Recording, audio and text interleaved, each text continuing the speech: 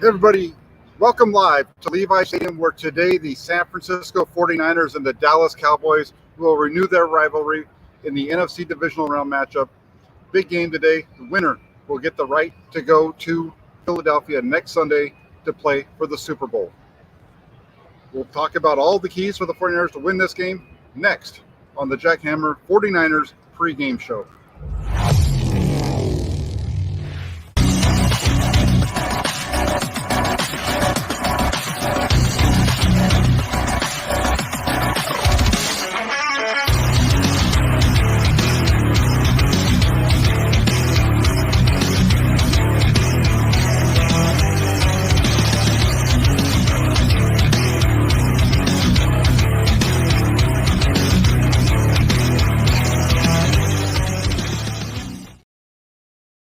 Hey everybody, this is Jack Hammer of the Santa Rosa Press Democrat here live at Levi Stadium, where in about 3 hours from now, a little over 3 hours, the San Francisco 49ers and the Dallas Cowboys will renew their rivalry. Huge game today here at Levi Stadium. It's going to be a great one.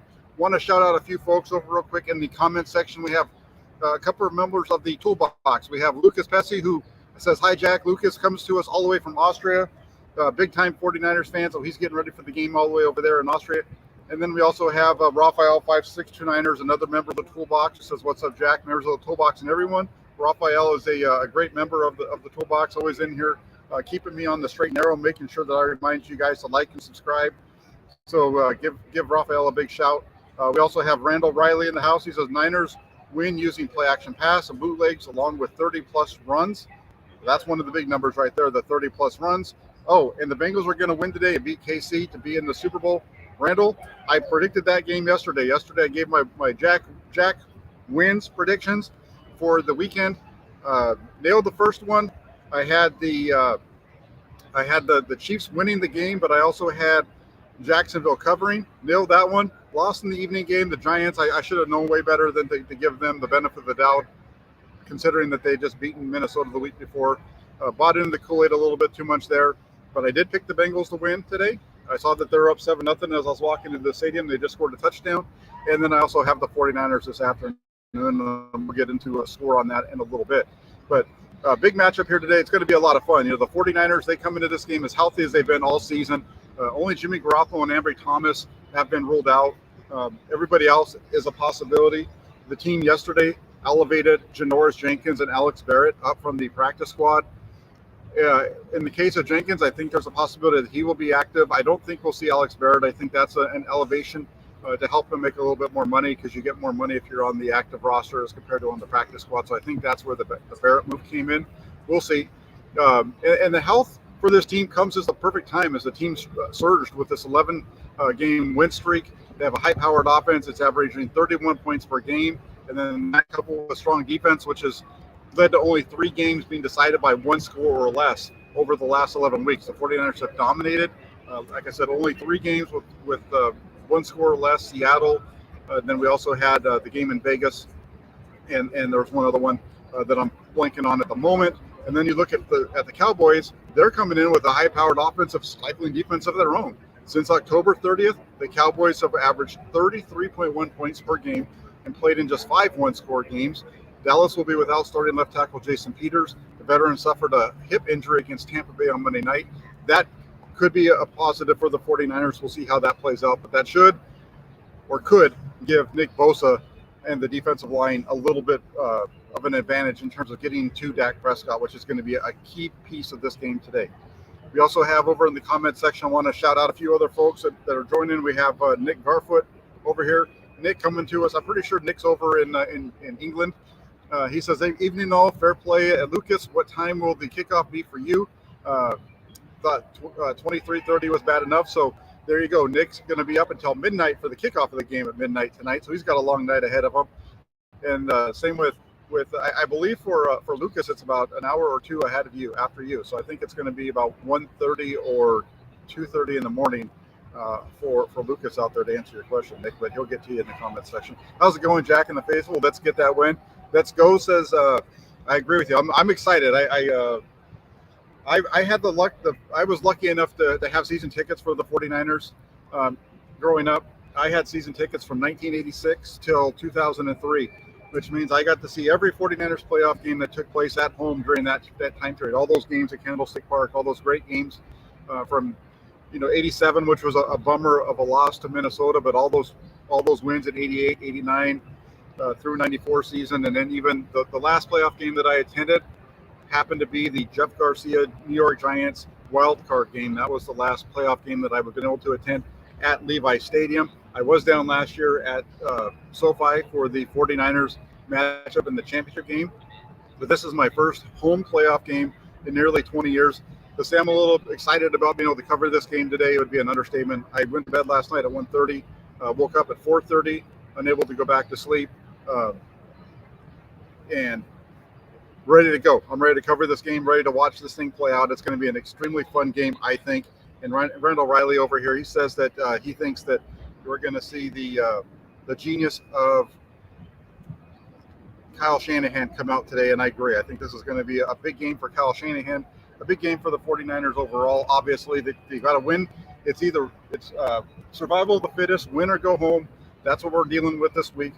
And my first thing for the 49ers in terms of how they're going to win this day, it's going to have to be Brock Purdy handling the pressure. I think that's the biggest, the first big one for the 49ers. And when I talk about Brock Purdy handling the pressure, I don't mean the pressure of the game. I think he'll be fine as far as dealing with this game, his second playoff game now. So when I say pressure, I'm not talking about him dealing with the playoffs. Like I said, this is all about him doing a good job with that pass rush of Dallas. Dallas has the second best pass rush in the league, behind only the Philadelphia Eagles. We saw last night how good that Eagles pass rush is. Cowboys are right behind them. It's going to be a tough matchup there for Brock Purdy in terms of the pressure up in front. So you look at this, but one of the positives here, if you're a 49er fan, you have to look at this and you say Brock Purdy, he's done a good job against pressure. He has a passer rating of 97.1 when pressured. That's the best of all quarterbacks that are still in the playoffs. And you look at it, he's thrown just one interception compared to 5 touchdowns. When you look at his numbers over the time period, and it's going to be, I think, a lot of fun to watch what he does today. He has also thrown for the most yards by any quarterback not named Joe Montana last week in that game over against the Seahawks. He had the most yards by a 49ers quarterback not named Joe Montana. And the Cowboys helped launch the legend of Joe Montana. Maybe the same will happen today for Brock Purdy. We'll find out. If Purdy is able to keep his level play at a high level, that onus is going to be protecting him on that offensive line up front. San Francisco's offensive line has been pretty good this season, and they're going to be facing their stiffest challenge of the season this week. The 49ers offensive line, I think, is top 5 in terms of actually top 8 in terms of percent of quarterback sacks allowed. They're going to be facing a team, like I said, that's number 2. Dallas gets after opposing quarterbacks like no other. The Cowboys are second only to Philadelphia, like I said, in terms of sack percentage. 8.3% of the time that opposing quarterbacks drop back, they get a sack. It's going to be interesting to see how Brock Purdy handles that today. There was a lot of talk, and I pointed it out last week during the game, about his tendency to move to his left and take kind of that looping route to his left, and how that can be a problem moving forward. That could be a problem today, especially with the speed of the Cowboys. It looked like they were really working on that at practice on Wednesday. That's a big piece of this game. Brock Purdy handling the pressure, just playing the way that he's played. If Brock Purdy does what he's been doing all season long since coming into the lineup, it is going to be fine for the 49ers, and he will have a good day today. And it goes beyond just him, but I want to throw this super chat up here. Christina Kundal, thank you. She says, she asked, we wearing home or away jerseys? The 49ers always wear red at home, so they will be in their red jerseys. I know some teams will wear different, home or away, depending on whatever they decide. 49ers aren't one of those teams. They are always in red when they play at Levi's. The only time that might change is in the preseason. But once the regular season starts, it is red all the time. I remember going back, back to my days at Candlestick. The 49ers used to wear white during their preseason home games, and then they'd wear the red from there on out. But they'll be in their red unis today. Cowboys will be in their home whites. It's going to be, that's one of the fun parts about this game, right? You have the 49er helmets, 49ers uniforms against the Cowboys uniforms, 2 of the most iconic uniforms in the league taking place, and I think that just adds to the mystique of this game that we're gonna be seeing take place today. So first off, we've got the, mentioned it already, Brock Purdy having a solid day today, making sure that he can handle the pressure. Number two is the 49ers finding success on the ground. Will they find success on the ground? Remember that old show back in the 80s? Some of you older folks that watch my channel will remember the hit TV show 30-something that ran in the late 80s, early 90s. I'm not talking about that in this one, though. When it comes to the 49ers ground game, it is all about 30-something, because when the 49ers hit 30 rushing attempts or more, they are 29-2 under Kyle Shanahan. That doesn't mean that you just come out here and you just run the ball 30 times and pound it at them all the time, but it does mean that you're consistent with it. And typically what that means is that in the end of the game, one of the reasons they can get to those 30 rushing attempts is because they have a lead and they're able to grind the clock out at the end. But if they can stay on the ground and run the ball hard today, I think you're going to see the 49ers have a lot of success. When you look at this current win streak for the 49ers, these last 11 games, they've been dominant on the ground. They kind of struggled a little bit before that, but since then they've been really good. They've averaged 154 yards rushing per game over the last 11 games. Christian McCaffrey, Elijah Mitchell, Deebo Samuel, that's the holy triumvirate of the Niners rushing attack. You've got all three of these guys can get to the outside, but McCaffrey and Samuel primarily those outside. They're the lightning guys. They're the quick strike guys. And then you have Elijah Mitchell. He's your thunder. He's that guy that goes up between the tackles. He can get outside every once in a while, but primarily he's your between the tackles. Pound it in there, drive up, from 5 yards out, hit that linebacker at the 2-yard line and drive his butt into the end zone for a touchdown. That's who Elijah Mitchell is, and that's why his return has been so big for the 49ers. We've seen him do that a number of times in the last 2 weeks, between the game against the Cardinals and then last week here against Seattle. So if you look at that group, McCaffrey, Mitchell, Samuel, taking on a Cowboys defense that has allowed 136 yards rushing 8 times this season. So it's not like it's just here or there. Again, over 136 yards 8 times for the Dallas defense. Plays right into the 49ers wheelhouse. In those games when they allowed 136 rushing yards or more, they are 3-5, and they're giving up 24.6 points per game. Plays right into the 49ers again. The other thing to think about here is the versatility of McCaffrey and Samuel. They allow Kyle Shanahan to align them all over the field. That's one of the things we saw they were talking about on ESPN this week. 21 personnel, and the reason why it's so successful for the 49ers is that versatility of guys like McCaffrey and Samuel, because they can line up as receivers or running backs and vice versa. And if the 49ers are able to get in their base personnel, it opens up the passing game. It also forces Dallas to just declare what they're going to do. Are they going to add how are they going to defend it? Dallas doesn't like to use a third linebacker. They typically go with just 2.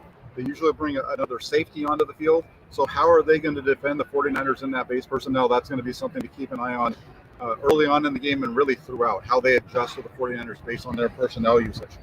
But again, I think this is a matchup for the 49ers to exploit right here. You've got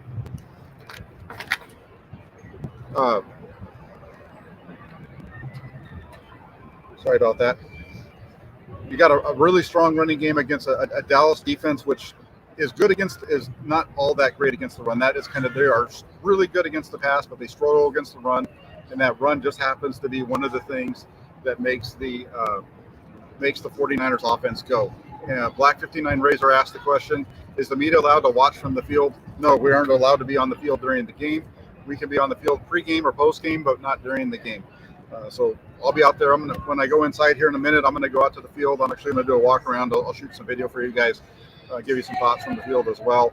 But no, we're not allowed to watch the game from the field. Let's see what else we've got. We're going to switch over to the defensive side. So obviously the ground game, I think that favors the 49ers. The passing game, that's going to be interesting to see how that works out. That pressure from the Cowboys defensive line, that's going to really, I think, dictate a lot of what the 49ers can do.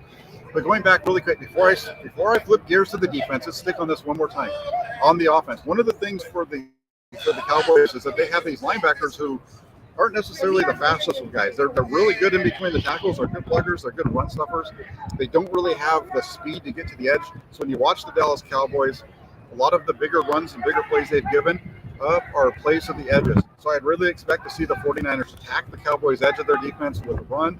The 49ers screen game we know is solid with those screens to Deebo Samuel and that kind of thing. The 49ers were able to get a touchdown, I believe, on an outside run last year with Deebo Samuel. We saw them get a touchdown in the championship game against the Rams with that. So I think we're going to see the 49ers really attack the edges of this Dallas defense early and often today. That's something to keep an eye on the offensive side. For the 49ers defense, can they force Dak Prescott to beat them? I know that might sound crazy, but here's the thing. For the 49ers, they thrive when they get to the quarterback. If they can force opposing quarterbacks to have to beat them, take away the running game is what this is about, they win. That's when they win. And to do so on Sunday, they're going to need to stop that running game of the Cowboys here today. You need to force Dak Prescott to be the guy that beats them, and they need to force him to beat them with his arm, not with his legs, because that's another tough one. You know, you look at the Cowboys this season, and quite frankly, I think that losing Dak Prescott at the beginning of the season may have been the best thing that happened for Dallas. That injury forced Mike McCarthy and offensive coordinator Kellen Moore to lean more heavily on the run game to help the backup quarterback Cooper Rush when he was in there. As a result, the Cowboys have become one of the more balanced offenses in the league, similar to the 49ers. 49ers are more balanced, but for the Cowboys, they're even more balanced than they were last year. You have both their running backs, Tony Pollard and Ezekiel Elliott, right around 1,000 yards. Pollard a little over 1,000 yards. Elliott at about 850, right in that neighborhood. A couple of really good backs, and so the Cowboys have run for more yards. Mike McCarthy talked about that during his press conference, one of his press conferences this week, in that it's important for the Cowboys to run the ball. They want to have a high number of attempts. Their efficiency doesn't come. They're not going to get necessarily a lot of big runs, but they want their efficiency in the run game just comes from just continuing to get to it. Keep using that run game, because then off of the run game, you get the play action. And we're talking about play action. We're not even talking about play action shot plays. We're talking about play action dump offs to the tight end on a play action, which we saw go for over 30 last week against the Buccaneers and so on. So those are some areas. If you watch the 49ers over the last month, we've seen them struggle against teams that run the ball well, because it forces them to play the entire field. When they're playing against an offense like the Buccaneers, for example, or the Cardinals a couple of weeks ago, where there's really no threat of a run game, they settle in and they shut them down. We've seen the 49ers struggle with teams that will stick to the run. Seattle last week had the lead at 17-16, primarily because they stuck with the run throughout the first half. They were in position to maybe even take the lead again, retake it early on in the second half on their opening drive of the second half, after the 49ers took a 23-17 lead, before a penalty pushed them back and forced them into a passing situation, and the 49ers defense does what they do, and Charles Omenihu forced a big sack. So for the 49ers, you've got to stop the run. If they don't stop the run, this is going to be a very long day for the 49ers. It's a matter of two things. You either have to stop the run, or you need to get up by 14 so that they can't run to stay in the game. You've got to keep putting the pressure on that Cowboys offense to score points. If you're playing a one-score game, Dallas is just going to keep running the ball, and this game's going to go really fast, because both teams are going to be on the ground. That clock's going to go. Your possessions are going to be reduced. Your number of snaps are going to be reduced. Those things all don't play into the 49ers' favor today. So big one there. You know, the 49ers, they are 2-4 in games when opponents have rushed for at least 99 yards. Now, they've won the last two. They beat the Raiders. They beat Seattle.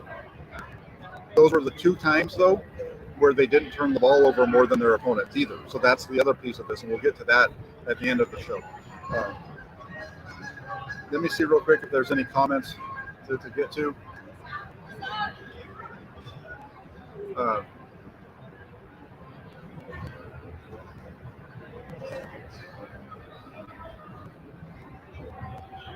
Right, CJ, I'm with you. Come on, 49ers, send me to Philly. It's a 6-hour drive. Hey, there you go. You're only a 6-hour drive. I'm a 6-hour flight away. So we're about the same distance, just on different modes to get there. So we'll see how that works out.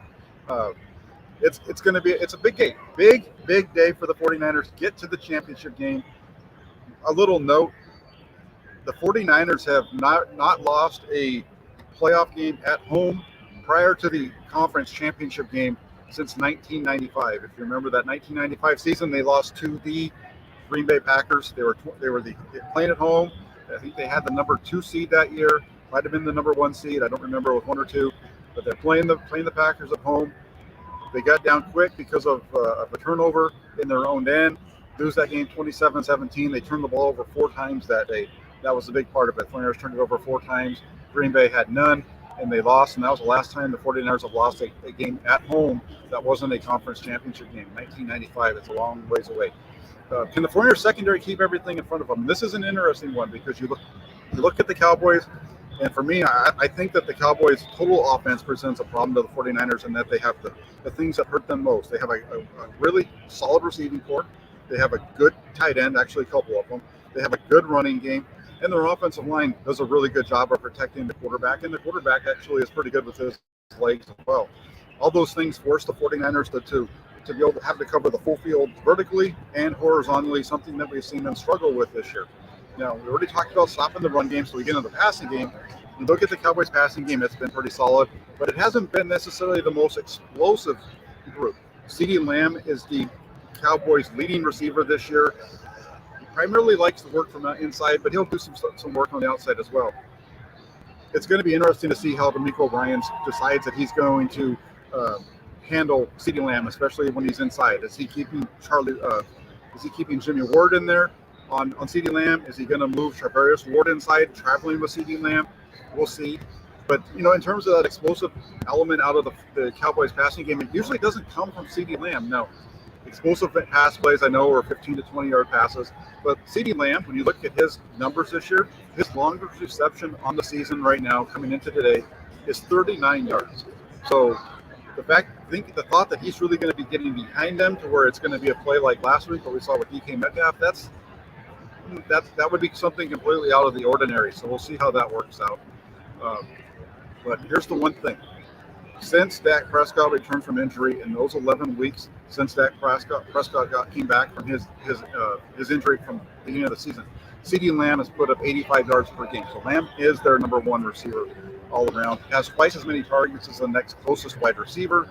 Dalton Schultz, their tight end, is actually second on the Cowboys in terms of receptions and targets as well. He's a former Stanford Cardinal, and he is going to be a challenge for the 49ers linebackers and safeties in coverage. Schultz caught 7 passes for 95 yards and a couple of touchdowns on Monday night against Green Bay. He also had a pretty good game against the 49ers last year out in Dallas in the wildcard game. He was the Cowboys' leading receiver in that game with 7 catches for 89 yards. Kind of see that, those numbers right there, how similar are, 7 catches, 89, 95. That's going to be an issue for the 49ers. I think they've got to be able to do a good job on those tight ends, and they've struggled again. Like I said, they've struggled when they've had to cover good wide receivers and mix that together with solid tight ends and even running backs that can get out of the backfield, because that's where Tony Pollard comes in. In the passing game, Tony Pollard, the running back, he's excelled. He has an average of 9.5 yards per reception, and he's gotten into the end zone 3 times. So you look at this offense that the 49ers are going to be facing, it's going to be tough. But you got to start with stopping the run. You stop the run, you can then focus on stopping the pass, and I think that plays to their advantage. They can't let themselves get into the positions that they got into early last week. Remember the Seahawks' first 2 possessions, they were able to get to 3rd and 2 back-to-back times, and then you had some goofy play calls that helped the 49ers stop them. They can't be in that situation. If the 49ers find themselves in a lot of 3rd and shorts, that plays into the Cowboys' favor. Again, I think that helps them to extend drives, which will cause problems.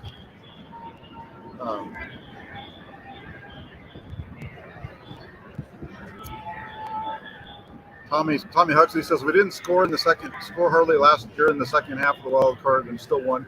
Yeah, and that game ended up being close. You got to remember how that game played out. The 49ers jumped on them, right? The 49ers jumped on them early, and then it was a matter of kind of holding on. You had Fred Warner go down with an injury.